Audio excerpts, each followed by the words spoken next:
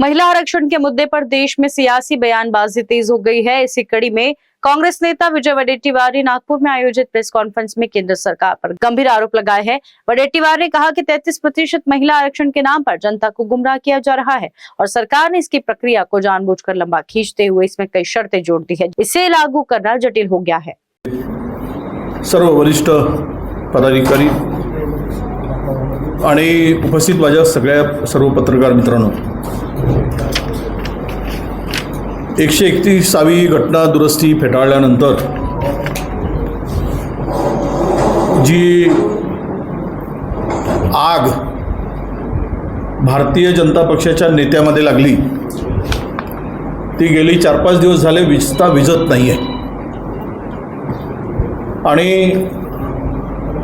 ओटापासून तर बेंबीपर्यंत जेवढ्या वेळा काँग्रेसचं नाव घेता येईल तेवढ्या वेळा काँग्रेस करून काँग्रेसला महिला विरोधी ठरवण्याचं काम, त्याचा प्रयत्न, असफल प्रयत्न भारतीय जनता पक्ष करते आहे। खरं तर मुळात 131वी घटना दुरुस्तीमध्ये जे विधेयक समोर आलं त्या विधेयकातील तरतुदी काय होत्या, ते विधेयक कुठल्या नावाने आलं, आता ह्यांनी नारी शक्ती वंदन असं नाव दिलं। 106वी घटना दुरुस्ती झाली 2023 मध्ये, त्यावेळेसही नारी शक्ती वंदन हा नाव उल्लेख नव्हताच।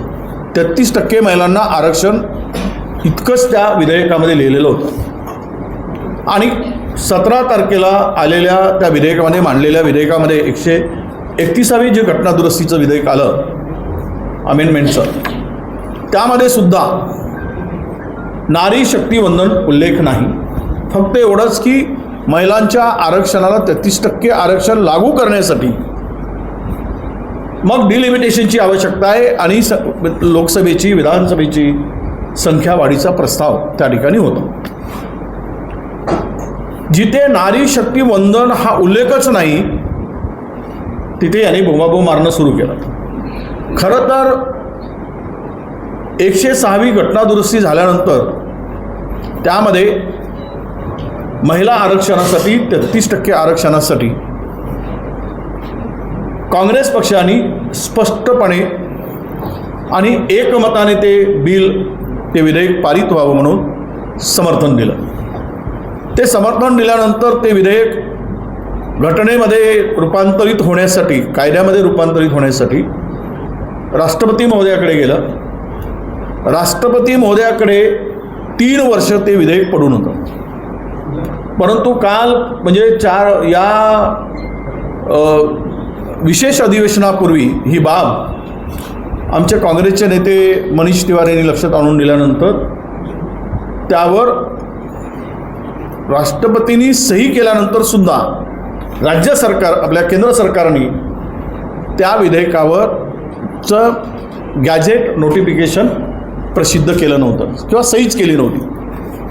पण अलीकडे हे विधेयक टेबल होण्यापूर्वी 4-5 दिवसापूर्वी त्या ठिकाणी सही करून ते गॅझेट नोटिफिकेशन निघालं। म्हणजेच 106वी घटना दुरुस्ती ही आता मान्य झाली आणि महिलांच्या 33% आरक्षणाच्यावर शिक्कामोर्तब झाला। मग हे 106वी घटना दुरुस्ती झाली, मंजूर झालं, नोटिफिकेशन निघालं, सगळ्या गोष्टी झाल्या। मग हे 131वी घटना दुरुस्ती आणण्याचं कारण काय, हा खरा प्रश्न इथे उपस्थित होतो। हे करताना यामागे जर बिल आपलं किंवा विधेयक मंजूर आहे, 33% आरक्षण मंजूर आहे, हे सर्व असताना यामध्ये केवळ महिलांच्या पदराआड लपून भारतीय जनता पक्षाचा महिलांच्या पदराआड लपून या देशातील लोकशाहीवर घाला घालायचा होता, लोकशाहीवर आघात करायचा होता आणि डिलिमिटेशन करून घ्यायचं होतं। ते करत असताना संख्या वाढवून करायचं ही त्यामागची कुटील राजनीती होती। तुम्हाला माहीत असेल की आसाममध्ये अशाच प्रकारचा प्रयोग केला गेला। नव्यानं मतदारसंघांची पुनर्रचना केली गेली आणि तिथे इतका गोंधळ घातला गेला ते आपल्या सगळ्या महाराष्ट्रातील, आपल्या देशातील लोकांना हे सगळं ठाऊक आहे. अनेक मतदारसंघाची संख्या कमी जास्त करून टाकली. साधारणतः आसाममध्ये 2 लाख मतदारसंघ असायला पाहिजेत, काही मतदारसंघाची संख्या 4 लाखापर्यंत नेली आणि तोडफोड करून टाकली, सोयीचं केलं. एक मतदारसंघाला सलग असतं, पण त्या ठिकाणी त्यांनी ते दुसरा मतदारसंघ मधात आणून एक मतदारसंघातील आमदाराला दुसरा मतदारसंघ ओलांडून पुढे जावं लागतं. अशा प्रकारची काही गोष्टी त्या ठिकाणी झाल्या आणि हे इतकी तोडफोड मोठ्या प्रमाणात झाली की सोयीचं करून घेतलं. जसं SIRच्या नावाखाली वेस्ट बंगालमध्ये जो काय आत्ता धिंगाणा चाललेला आहे, जवळपास 90 लाख मतं ही त्यातून डिलीट झाली. 27 लाख लोकांनी पूर्ण कागदपत्र दिली, पण त्यांनी समावेश करायचं की नाही त्यावर अद्याप निर्णय झाला नाही. तुम्ही डिलीट केलं काय किंवा ते ॲड करतं काय, यावर कुठलाही निर्णय इलेक्शन कमिशनने घेतला नाही. म्हणजेच इलेक्शन कमिशन भाजपच्या दरवाजातील चपराशी झालेला आहे. इतकी लोकशाहीची विडंबना, लोकशाहीवर आघात, संविधानाची पायमल्ली हे सर्वप्रथमच या देशात सुरू आहे. मी मूळ मुद्द्याकडे वळतोय. आता ही घटना दुरुस्ती करत असताना 17 एप्रिलला 2026ला हे विधेयक फेटलं. काय कारण होतं? कारण हे माहीत होतं भारतीय जनता पक्षाला महिला आरक्षण ऑलरेडी मंजूर झालेलं आहे. मग त्यामध्ये महिला आरक्षणाचे आडकून हे विधेयक आणण्याचं कारण काय? आणि त्याला ते माहीतही होतं की हे विधेयक 2/3 फेटाळलं जाणार आहे, कारण त्यांच्याकडे मेजॉरिटी नाही. म्हणून हे फेटाळलं जात असताना त्याला कारण काय, तर महिलांचं कारण, भगिनीचं कारण पुढे करायचं आणि भगिनींची मतं कशी मिळतील या एक कुटील डाव यांनी त्या ठिकाणी आखलेला होता. म्हणजे सत्तेच्या जोरावर हे जर झालं असतं तर तो भाजपाने हुकुमशाही एजंडा हा वापरला गेला असता. या विधेयकानंतर जे डिलिमिटेशनचे अधिकार राष्ट्रपतीच्या अध्यक्षतेखाली होते ते यावेळेस बदलून यामध्ये ते केंद्र सरकारकडे आले असते आणि याला कुठेही अपील नाही. एकदा डिलिमिटेशन झाल्यानंतर सर्वोच्च न्यायालयात, हायकोर्टात कुठेच दाद मागता येत नाही. हे फायनल असतं. राज्य सरकारने सिक्का मारला आणि मतदारसंघाची पुनर्रचना अंतिम केली की ते अंतिम झालं, त्याला कुठेही अपील नाही. एवढ्या हुकुमशाही डाव भारतीय जनता पक्षाने हे विधेयक आणताना त्यामागे मांडलेला होता. त्यामध्ये उद्दिष्टामध्ये या काही गोष्टी स्पष्ट आहेत. म्हणजे राज्यपालांचा अधिकार विड्रॉल, राष्ट्रपतींचा अधिकार विड्रॉल करायचा आणि स्वतःकडे ते अधिकार घेऊन मनमानी कारभार करायचा, इतकं मोठं षडयंत्र म्हणजेच लोकशाहीवर घाला घालायचं काम या निमित्तानं त्यांनी सुरू केलं होतं. बरं, हे विधेयक आणताना मी सुरुवातीलाच म्हटलं, या विधेयकामध्ये नारी शक्ती वंदन हा शब्द कुठून आला? विधेयकात समावेश नाही, नावच नाही, उल्लेखही नाही. मग हे बाहेर का पेरतायत की नारी वंदन, नारी शक्ती वंदन? यांच्यात तर जुमलेबाजी तर शब्दाचीच, म्हणजे शब्दाच्या डिक्शनरी कुठल्या सगळ्या संपून जातील एवढी जुमलेबाजी यांच्याकडे. त्यामध्ये असा कुठेही उल्लेख या 131व्या घटना दुरुस्तीमध्ये मला वाटलं यामध्ये दिसलं नाही. आणि मग ती या घटनेच्या विविध कलमामध्ये जी दुरुस्ती होणार आहे त्या दुरुस्ती प्रस्तावामध्ये सुद्धा अशा प्रकारचा कुठेही नारी शक्ती वंदन अधिनियम असं म्हटलेलं नाही. म्हणजेच या उलट 131व्या घटना दुरुस्तीच्या सर्व तरतुदी संपल्यानंतर हे विधेयक सादर करण्यामागील उद्दिष्ट आहे विषद करणाऱ्या विभागात 5व्या क्रमांकाच्या मुद्द्यात 2023 साली जी 106वी घटना दुरुस्ती झाली तिला लोकप्रिय भाषेत नारी शक्ती वंदन अधिनियम म्हणून ओळखले जात असल्याचे म्हटलं आहे. कुठे? त्या उद्दिष्टामध्ये याच्यामध्ये फक्त 5 आहे. म्हणजे तुम्ही त्याचा 2023चा हे विधेयक मंजूर झालं, कायद्यात रूपांतर झालं, घटनेत दुरुस्ती झालं हे मान्य करतं.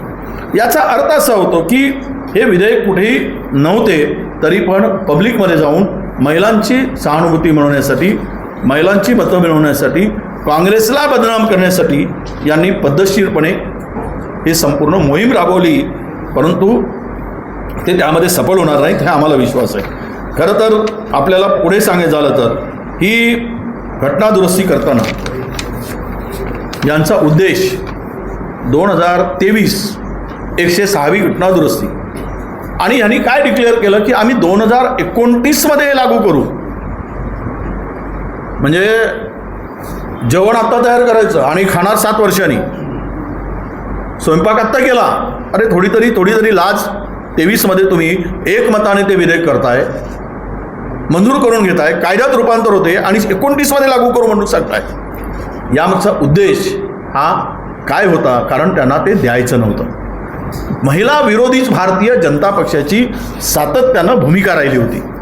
कारण कधीच हे महिलांचा सन्मान करू शकत नाही. जे विचार मनुस्मृतीला मानणारे आहेत ते विचार महिलांचा सन्मान आणि महिलांची प्रगती कधीही मान्य करत नाहीत.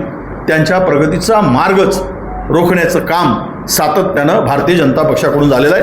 त्याचे उदाहरण मी अनेक सांगू शकेल, ते मी पुढे देणार आहे. पण याचा अर्थ असं की काँग्रेस पक्षाने ज्या वेळेस हे संपूर्ण मतदान केलं, म्हणजे 106व्या साधा उल्लेखसुद्धा राहुल गांधींचा, विरोधी पक्षनेत्याचा, छाती स्वतःची ठोकून घेतली. मोदींजींनी बळवून घेतली, हे विधेयक आम्ही महिलांच्या सन्मानासाठी काय केलं. आणि बोलताना असं म्हणाले पंतप्रधान कि पिछले 25 साल में विरोध हुआ. किसने विरोध किया? जब राहुल जी ने, अपने राजू जी ने ये 33% का विधेयक लाया गया था, तो उस वक्त राज्यसभेत त्यावेळेस आमच्याकडे मेजॉरिटी नव्हती. ते विधेयक पाडण्याचं काम कोणी केलं? तर भारतीय जनता पक्षाने केलं. त्यानंतर नरसिंहराव सरकार आलं आणि मग त्या सरकारच्या माध्यमातून आमच्याकडे मेजॉरिटी आली 2/3ची, आणि ते महिलांना स्थानिक स्वराज्य संस्थांमध्ये 33% आरक्षण मिळालं. ही काँग्रेसची पुण्याई आहे, भारतीय जनता पक्षाची पुण्याई नाही. भारतीय जनता पक्षाचं यामध्ये कवडीचाही रुपयाचाही वाटा नाही. हे कुठेच ते दाखवून, हे जे दिलं त्यावेळेस त्यांनी विरोध केला होता. म्हणजे 33% स्थानिक स्वराज्य संस्थेमध्ये जर निवडणुकामध्ये महिलांना आम्ही आरक्षण देतो, त्याला विरोध करणारे नतभ्रष्ट तुम्ही आणि महिलांच्यासाठी छाती बडवून घेताय, हे या ठिकाणी सांगताना उद्रेक होतो हे मला या ठिकाणी स्पष्टपणे सांगितलं पाहिजे. म्हणून आपल्या पुढे या महिला आरक्षण विधेयकाचे हे नव्हते हे स्पष्टपणे सांगतो. याच्या मागचा जो डाव होता तेही आपल्याला सांगितलं आहे की 33% जर त्यांना द्यायचं असेल, त्यावेळेस राहुल गांधी म्हणाले तुम्ही आजपासून लागू करा, 2024मध्ये लागू करा, आहे त्या लोकसंख्येवर लागू करा. यानंतर आपल्याला सगळ्यांना माहीत असेल की अटल बिहारी वाजपेयी ज्यावेळेस 2002मध्ये ही ज्यावेळेस घटनादुरुस्ती आली आणि परिसीमनचा प्रश्न आला, त्यावेळेस ही सुद्धा हा खूप चर्चेला आला. आणि हा विधेयक चर्चेला आल्यानंतर त्यामध्ये नॉर्थ आणि साऊथमध्ये संख्यांचं मोठ्या प्रमाणात तफावत निर्माण होणार आहे. म्हणून ॲज इट इज आहे त्या संख्याबळावर ते डिलिमिटेशनचं काम आपण मान्य केलं आणि ते मंजूरही झालं. आणि त्यावेळेस म्हणजे परिसीमन झालं, पण संख्या वाढलेली नाही. संख्या वाढीच्या नादात हे संपूर्ण कट आणि कारस्थान हे संपूर्ण यामागचा होता, हे आता स्पष्टपणे जनतेपुढे आलेलं आहे. मला वाटतं की मूळ मुद्दा येतो की याचा अर्थ 131वी घटनादुरुस्ती फेटाळणे, महिला आरक्षण आता मिळणार नाही का, हा प्रश्न लोकांच्या पुढे आहे. तर 100% हे कायद्यात रूपांतर झालेलं आहे, हा कायदा झालेला आहे, ह्या अमेंडमेंट झाली आहे, कॉन्स्टिट्युशनल अमेंडमेंट. त्यामुळे त्याला कोणीही थांबवू शकत नाही. सरकारची नीती आणि सरकारची भूमिकाच याला रोखू शकते. हे संपूर्णतः मोदी सरकारवर आता डिपेंड आहे की त्यांना द्यायचं की नाही द्यायचं. या घटनादुरुस्तीने ते थांबलेलं नाही, ते स्टँड आहे, ते कायद्यात आहे, ते नियमात झालेलं आहे, ते संविधानात बदल झालेला आहे, ती अमेंडमेंट झालेली आहे. त्यामुळे हे बदलता लागू करायचं, इम्प्लिमेंट करायचं हे सरकार कधी करणार यावरच आता सरकारच्याकडे आमचं लक्ष आहे. आणि हे लागू केलं नाही तर आम्ही रस्त्यावर उतरून, आत्ताचं तर आत्ता कुठल्याही निवडणुका नाही, 5 राज्याच्या निवडणुका होते, घाईघाईने अधिवेशन बोलवलं, अधिवेशनामध्ये महिलांची मतं मिळवण्यासाठी हा एक सोंग ढोंग नौटंकी नाटक जुमलेबाजी अशा प्रकारचे विविध जे व्यक्ती साऊथमध्ये जाताना स्वतःच्या चेहऱ्याचा रंग बदलून जातात, तर ती व्यक्तीकडून या देशामध्ये महिलांची बनवाबनवी होणार नाही असं आपण म्हणू शकत नाही. ती 100% करू शकतो. हे त्या विधेयकाच्या मागचा धूर्त असा हेतू होता. म्हणून मी आपल्याला सांगतो, आम्ही सर्वांनी पाठिंबा दिल्यानंतर या विधेयकामध्ये हे जे पारित झालं किंवा नाही झालं तरी त्यावर परिणाम होणार नाही.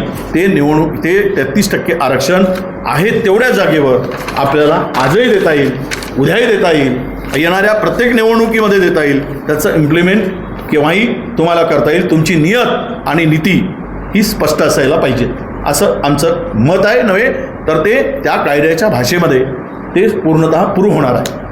आता राहिला विषय, आम्ही विरोध का केला? सगळेजण म्हणतात की काँग्रेसने विरोध का केला. काँग्रेसने विरोध यासाठी केला की आम्ही 543 जागेसाठी 33% कोणते मतदारसंघ महिलांसाठी राखीव होणार हे निश्चित करणारी तरतूद असती तर त्यासाठी आम्ही त्या विधेयकाला पाठिंबा दिला असता. तुम्हाला जर करायचं आहे तर मग त्यामध्ये ओबीसी महिलांसाठी काय असणार त्याचा उल्लेख नाही. SC STच्या महिलांसाठी किती टक्के असणार त्याचा उल्लेख नाही विधेयकात. तुम्ही 33% लागू करणार आहात, ते मतदारसंघ कसे निवडले जाईल, त्याची पद्धत काय असेल याचा उल्लेख नाही. हे जर असतं तर आम्ही लागू केलं असतं, आम्ही मान्य केलं असतं. पण त्यामध्ये ना ओबीसीचा पत्ता, ना SCचा पत्ता, ना STचा पत्ता महिलांच्या संदर्भात. म्हणजे तुम्ही मागासवर्गीय महिलांना तुमची भूमिका जी मनुस्मृतीची भूमिका आहे त्याच भूमिकेतून त्या महिलाकडे बघताय दुय्यम स्थानावर, हे अधोरेखित होतं या सगळ्या याच्यातून. त्यासाठी आपल्याला ही आम्ही विरोध का केला? कारण 543 जागावरून 850 इतकी संख्या लोकसभेची होणार होती. आणि हे डिलिमिटेशनच्या मागे ही संख्या करत असताना उत्तर आणि दक्षिण हा वाद त्यावेळेससुद्धा निर्माण झालेला होता. ज्यावेळेस मागचं अमेंडमेंट मागची डिलिमिटेशन झाली त्यावेळेससुद्धा आलेला होता. पण त्यावेळेस ती बैठक घेऊन त्यावर सर्वसमावेशक तोडगा असा निघाला की ॲज इट इज जी संख्या आहे तेवढंच त्याच संख्याबळावर हे परिसीमन केलं पाहिजे, डिलिमिटेशन केलं पाहिजे. पण ह्यांनी त्यामध्ये 850 जागा इतकी वाढवण्यासाठी त्यामध्ये तरतूद केली. आणि ही तरतूद करत असताना पश्चिमेमध्ये आपल्या दक्षिण भारतामध्ये दक्षिण भारतामध्ये 20% 24% ही संख्या 20% येणार होती. म्हणजे 4% 20.3 वरून 24.3% 20.3 येणार होती. आणि इथे प्रचंड मोठी संख्या कमी होणार होती दक्षिण भारतातील. आणि उत्तर भारतातील संख्या ही 38% 41% जाणार होती. म्हणजे साधारणतः 850 189 जागा या उत्तर भारतातील वाढल्या असत्या. कायमचे देशाची सत्ता उत्तर भारतात राहिली असती. देशामध्ये सत्तेचं केंद्र हे केंद्रीकरण होता कामा नये. ते विकेंद्रीकरणाची भूमिका काँग्रेसने राहिली आणि सत्ता ही बदल होत राहिली. जर भारत एक म्हणतो आम्ही, तर उद्या उत्तरेत्याबरोबर दक्षिण भारताला सुद्धा सत्तेमध्ये सहभागी किंवा सत्तेतला सहभाग मिळाला पाहिजे, तो वाटा मिळाला पाहिजे. त्या सर्वोच्च पदावर त्यांना सुद्धा ते पद प्राप्त करता येईल अशा व्यवस्था असल्या पाहिजे. त्यामुळंच आपण त्याला विरोध केला की ही जी काही आहे संख्याबळ लोकसंख्येवर करताय. म्हणजे उत्तर भारतातील लोकसंख्या वाढली आणि आपल्या दक्षिण भारतातील लोकांनी लोकसंख्या नियंत्रणात आणली ठेवली म्हणून त्यांचा दोष आहे असं त्याचा अर्थ काढायचा का हा प्रश्न येतो. म्हणजे त्यांनी अफाट वाढवली आणि कमी करून टाकली म्हणून ती संख्याबळावर त्यांची चूक आहे का हा त्यामागचा उद्देश होता. आणि म्हणून हे आरक्षण देण्यासाठी जागा वाढवण्याची गरज काय होती हा त्यामागचा प्रश्न निर्माण होतो. आणि त्यासाठीच महिलांच्या खांद्यावर जी काही बंदूक ठेवून लोकशाहीची हत्या करण्याचा जो काही प्रयत्न झाला तो प्रयत्न आम्ही हाणून पाडला, लोकशाही वाचवली. आणि म्हणून घसा कोरडा होतपर्यंत हे जागोजागी ओरडत आहेत. हीच आता यामागची भारतीय जनता पक्षाची असली चेहरा उघड होतो आहे. हे काही आता लपून राहिलं नाही. मी आपल्या पुढे जाऊन अधिक खरं तर विषय हे संपूर्ण मला सांगता येईल या संदर्भात. पण माझी भूमिका एवढीच आहे की कोणत्या तोंडाने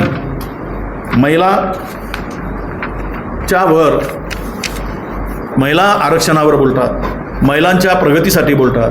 अरे ज्यांनी हाथरसमध्ये, ज्यांनी मणिपूरमध्ये, ज्यांनी मला वाटतं आपल्या सगळ्यांना माहीत आहे की ज्या ज्या ठिकाणी महिलाविरोधी अत्याचार झालेत त्या ठिकाणी यांची भूमिका काय राहिली. बघा, तुम्हा सगळ्यांनाच माहीत आहे की महिलांच्या संदर्भातली यांची भूमिका दुपट्टीपणाची राहिली. हे महाराष्ट्रातील आणि देशातील लोकांनी पाहिलं आहे. ज्या बलात्काऱ्यांचं मिरवणूक हे प्रमुख पक्षातील नेते काढू शकतात, त्यावरूनच या पक्षाची मानसिकता आणि भूमिका आता आपल्याला स्पष्ट होताना दिसते. मला दुर्दैवानं सांगावं लागतं, प्रभू रामचंद्राच्या मंदिरात ज्यांच्यावर बलात्काराचे आरोप सिद्ध झाले म्हणून जलात होते असे पूजनीय आसाराम बापूंना VIP ट्रीटमेंट देत, VIP द्वारातून प्रवेश देऊन, VIP वागणूक देऊन अख्खा मंदिर फिरवला. ज्यांच्यावर महिलांच्यावर अत्याचार किंवा बलात्कार केल्याचा गुन्हा आहे तो पॅरोलवर सुटलेला आहे, अशा आरोपीला जर तुम्ही त्याची दाढी गोंजारून अख्खा मंदिरात प्रदर्शना घालायला लावत असेल आणि VIP ट्रीटमेंट देत असाल, तुमच्या बुद्धीच्या अकलेचे दिवाळे निघाले. हेच आता कमी राहिलेत असं म्हणायला हरकत नाही. आणि ह्या सगळ्या गोष्टी बघता तुम्हाला काँग्रेसनी काय केलं विचारायचा अधिकार आहे. काँग्रेसनी काय केलं म्हणून महिलांसाठी आरक्षण कोणी दिलं? ज्यावेळेस हे महिलांच्या 33% आरक्षणाचा बिल लोकसभेत काँग्रेसने मंजूर केला, त्यावेळेस राज्यसभेमध्ये आमची बहुमत नसल्यामुळे तुम्ही फेटाळण्याचं काम कोणी केलं? त्याच वेळेस लागू झाला असता. मला वाटतं ही 94ची गोष्ट असेल कदाचित की 91ची, मला तर त्यामध्ये हे माहीत नाही. पण राज्यसभेमध्ये विरोध करणारी मंडळी कोण होती? लोकसभेमध्ये मंजूर झाल्यानंतर जे तुम्ही तिथेच या महिलांच्या संदर्भात तुम्ही कोणती भूमिका तुमची होती किंवा तुम्हाला त्या महिलाच्या संदर्भात काय तुमचं म्हणणं होतं, हे उघड्या डोळ्यांनी सगळ्या देशांनी आता बघितलेलं आहे. यासाठी मला तरी असं वाटतं की आमच्यावर आरोप करण्यापेक्षा महिलांसाठी काँग्रेसनी काय केलं हे प्रियंका गांधीचं भाषण पार्लमेंटमध्ये आहे. पहिली राष्ट्रपती, पहिले मुख्यमंत्री, पहिले पंतप्रधान, पहिला राज्यपाल, हे सगळं कोणी दिलं? कोणाच्या काळात झालेत? हे काँग्रेसच्या काळात झाले. हे यांची मातृपक्ष संघटना आहे. RSSमध्ये कधी होई झालं? कधी महिलांच्या ठिकाणी त्या RSSचे प्रमुख म्हणून त्यांनी नेमलेत? कधी त्याची निवड कधी केली? भारतीय जनता पक्षाच्या राष्ट्रीय अध्यक्ष पदावर कधी महिला बसली? तुम्ही कोणाला सांगताय की महिला म्हणून महिलांच्या पदळ्यावर लपून लोकशाहीची हत्या करण्याचं पाप करण्यासाठी? हे सगळं काही या देशातील जनता ओळखून आहे. कितीही बेंबीपासून ओळखू देत. काल परवा यांच्या आंदोलनात ज्या मुंबईच्या एका भगिनींनी यांना आरसा दाखवला, तिच्या मनातल्या भावना दाखवल्या. जर हे खरीच यांची भूमिका इमानदारीची असती, महिलांप्रती आरक्षण देण्याची असती, तर ती भगिनी आक्रोश केली नसती. कारण महिलांच्या बाजूनं ही लढतायत असं तिला वाटलं असतं. वेल लिटरेट ती महिला होती आणि सगळ्यांची तोंडं बंद करून टाकली की तुम्ही महिला विरोधीच आहात. आणि हे संपूर्ण त्या घटनेवरून महिलाच्या संदर्भात, भगिनींच्या संदर्भात या लोकांची भूमिका ही आता लपून राहिलेली नाही असं मला वाटतं.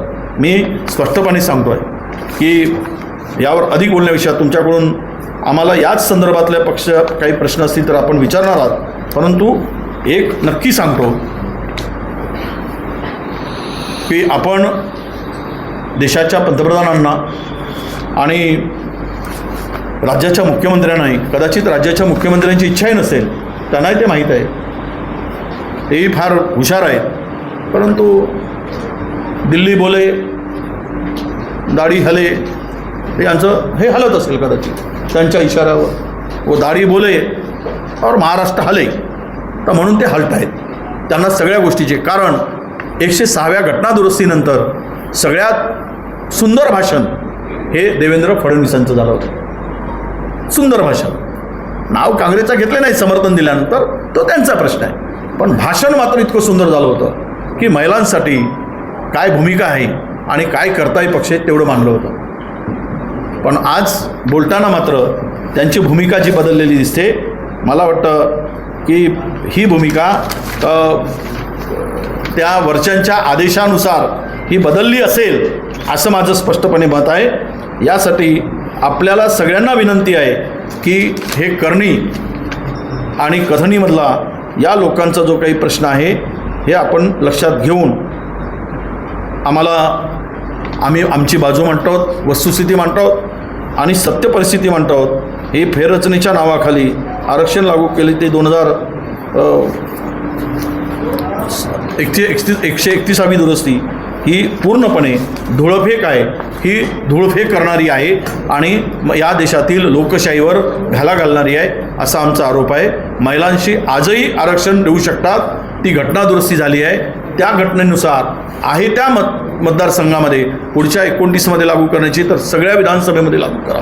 जे पुढे निवडणुका येतात त्यामध्ये 33% आरक्षण लागू करा अशी आमची भूमिका आहे. त्यावर ठाम आहे काँग्रेस.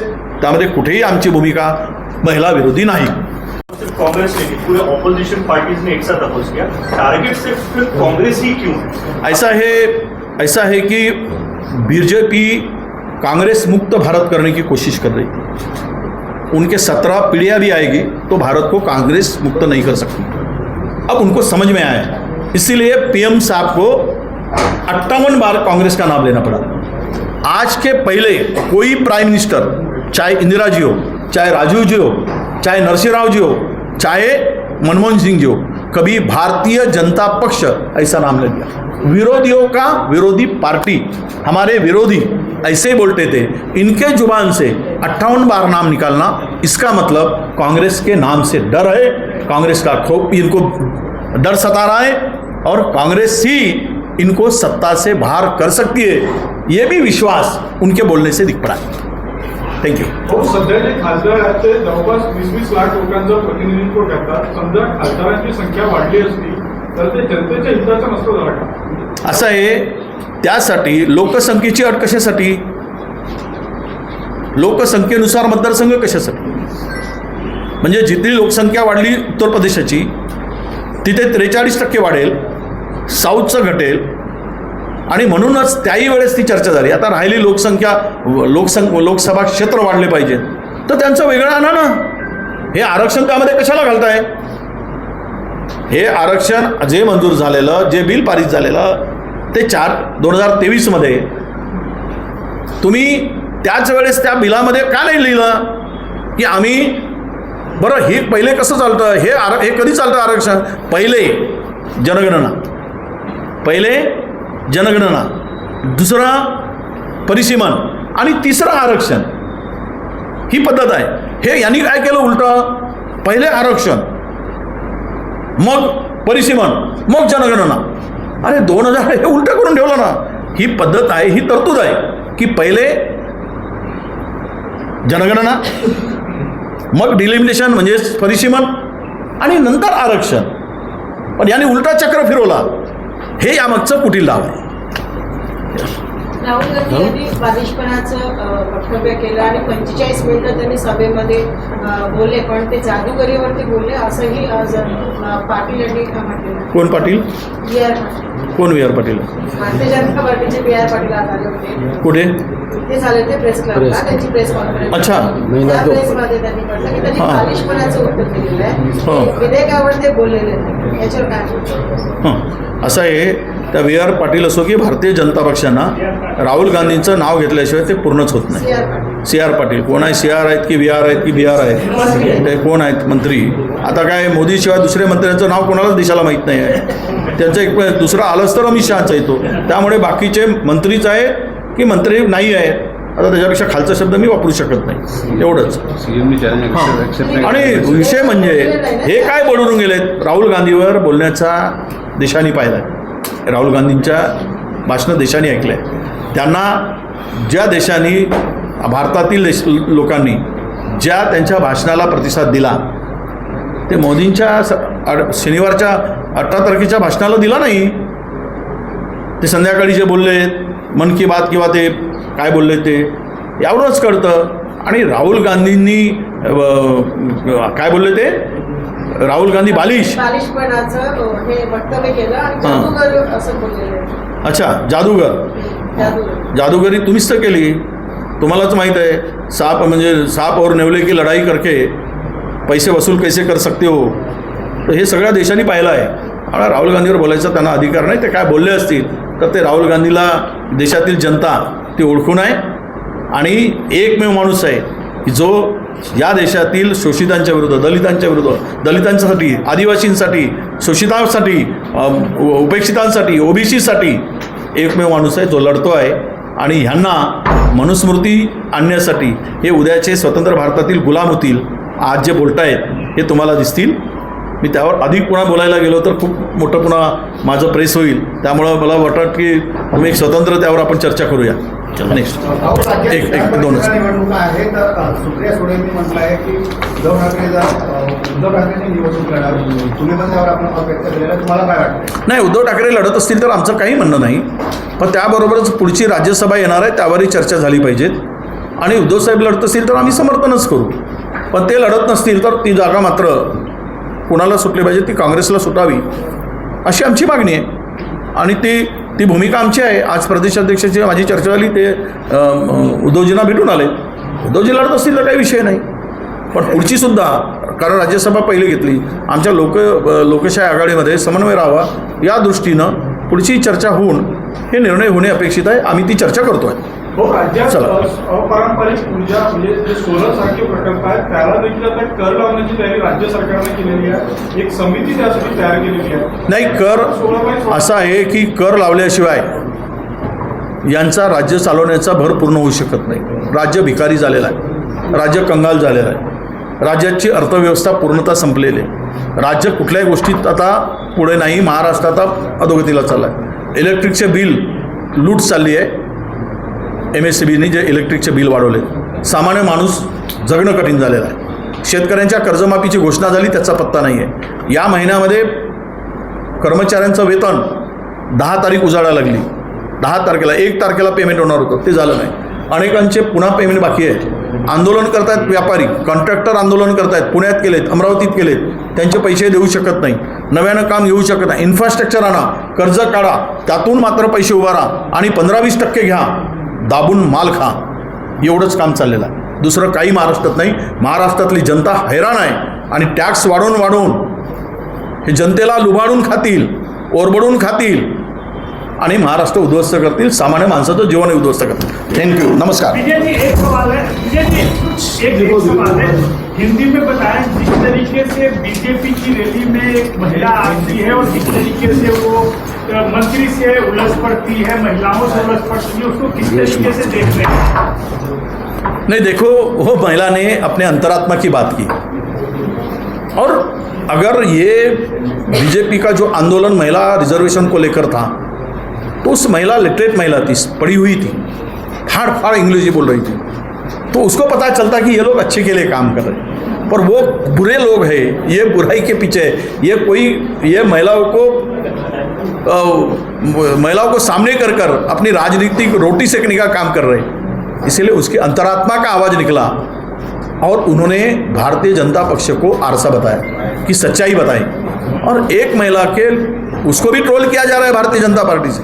बेचारी का बच्चा 1 घंटे से वहाँ पे अड़ा हुआ था और तुम सत्ता पक्ष होकर खुद ही आंदोलन करते हो. अरे देना भी तुमको है, लेना भी तुमको है, कायदा भी तुमको ही करना है, फिर तुम मांग रहे हो.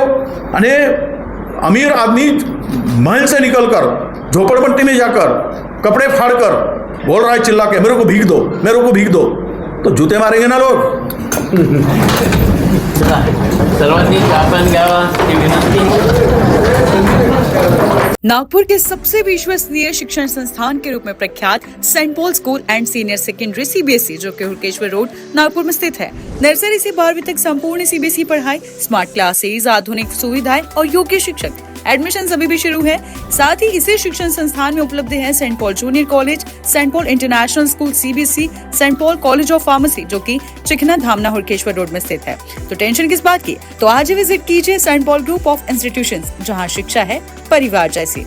अधिक जानकारी के लिए संपर्क कीजिए 7887882647 या 7887882648 या फिर 8378889982 पर. इनका ईमेल और वेबसाइट पर भी अधिक जानकारी उपलब्ध.